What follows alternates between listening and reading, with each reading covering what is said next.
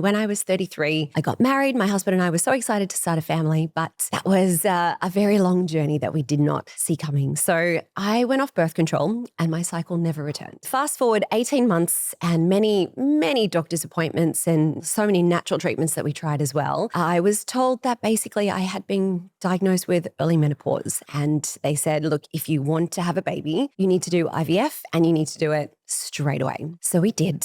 And it didn't work. You think IVF is this big light at the end of the tunnel where if nothing else is going to help, that will. So we were left in this state where we thought, well, maybe having a family is not really for us. That was a pretty difficult time, but we decided to take a little bit of a break and just investigate if there was anything else that we could do. We ended up working with a wonderful naturopath and a Chinese medicine practitioner for a few months. We changed clinics and we ended up going through IVF again and got one little embryo, one little untested embryo, and she ended up becoming my little girl who's nearly 7. So that was my first journey of trying to conceive. And we always wanted to have 2 kids. I'd have like 10 kids if I could, but 2 kids was our plan. We're both only children. We thought, look, we'll give it a year or so. We'll go back to IVF and we'll just get on with our lives. And the most amazing thing happened after about 12 months after my daughter was born, my cycle returned. Went to the bathroom one day, came out of nowhere, and I was pretty skeptical. I thought maybe this is a fluke. Maybe this is some kind of postpartum bleeding, but no, came back the next month. And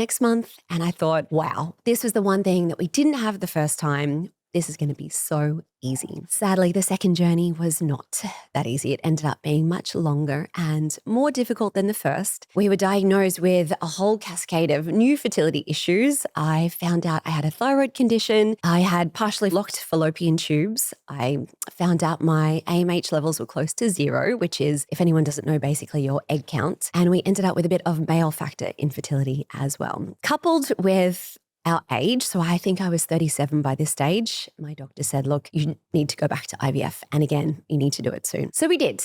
And we thought, look, we don't want to be back here. We're so disappointed that it didn't work out the way we wanted. But look, it worked last time. Let's just do it and put our breeding years beyond us and move on with our lives. But sadly, it didn't work. Again, we had 2 little perfect embryos from our last round of IVF, and sadly, neither of them turned into a pregnancy. This was in March of 2020, and we all know what happened in March of 2020. There's enough stress, let alone all of that. Wasn't there? And for anyone who was going through fertility treatments at this time would know, every clinic in the world basically shut down. So we had no option to try again. I couldn't go to work. My studio was closed, and I was left in this really dark place. This kind of moments of, I'm so grateful for this little girl that I have, but my family doesn't feel complete. And I think so many people can relate to the journey of secondary infertility is its own difficult path as well. I developed chronic insomnia as well. I was such a mess. I think back to it now. Look, I was on 3 different kinds of sleeping tablets. I was on IVF medication, thyroid meds, progesterone to help support my cycle. Like, no surprise I wasn't pregnant. I was a mess,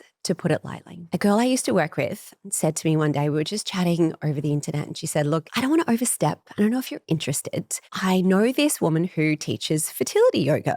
Do you want to give it a go? Not really. No, I've just been through IVF again. Fair. Like, what is So a bit of fair, yoga going to do? Come on, mate. Yeah, right. But I was in lockdown, and I was one of those crazy type A people that had done literally everything. The acupuncture, the fertility massage, the hypnosis, many meditations, the reflexology, the sticky herbs that, you cook up in your kitchen. I had done everything. So I thought, what's one more thing? Without sounding too dramatic, Nat, it changed my life. Amazing. And it was the one thing that I hadn't even thought to do. Slow down. Just this idea of stopping and asking my body for a change, what she needed, as opposed to what's the next thing? What's the next appointment? Who's the next doctor I can see? Let's push, let's go. Tell me what the answer is. And then little things started to change in my life. My insomnia disappeared, which was life-changing on its own. If that was what yoga was going to give me, that was right. That enough was for a me. bonus. Like that was more than enough at that point. Totally. I was hooked. I was like, I will keep doing it just for this. I would wake up in the morning and I would feel this sense of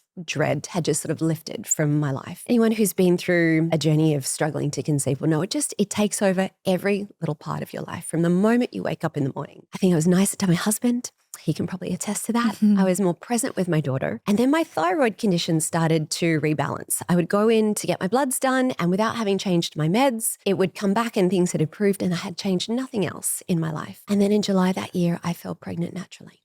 for the very first time, which blew us away. I was shocked, which is an understatement. We went to the doctor. We got the pregnancy confirmed. All of my hormone levels were rising. Things looked amazing. Sadly, we lost that baby at 8 weeks. And don't get me wrong, this was a really hard time. I was devastated, but there was something playing at the back of my mind that said, you did this. You did something that no doctor said was possible. I think I was given like a 5 or 10% chance of IVF working, let alone becoming pregnant on my own. And I wanted to know why.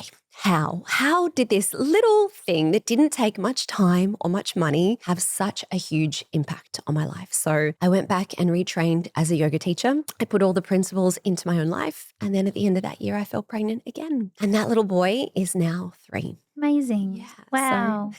Well, thank you for sharing that story. What a ride that's been. It was a ride.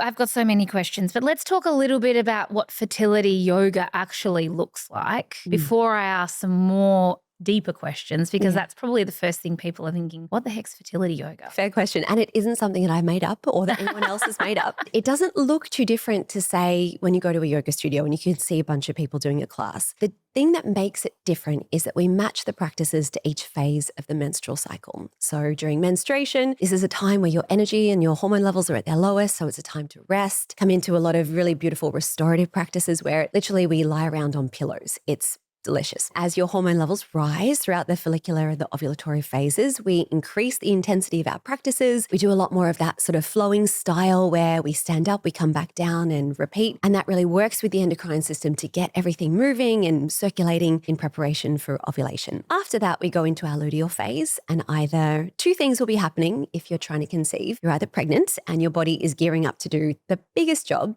it's ever done in its life, or your hormone levels are going to start to drop and your cycle will start again. In both of those scenarios, we want to be able to support the body, bring that sort of energy back down again, not completely restorative like we would during our menstrual phase, but being able to really regulate the nervous system, find that sense of calm, get everything kind of slowing and feeling sort of warm and nourishing.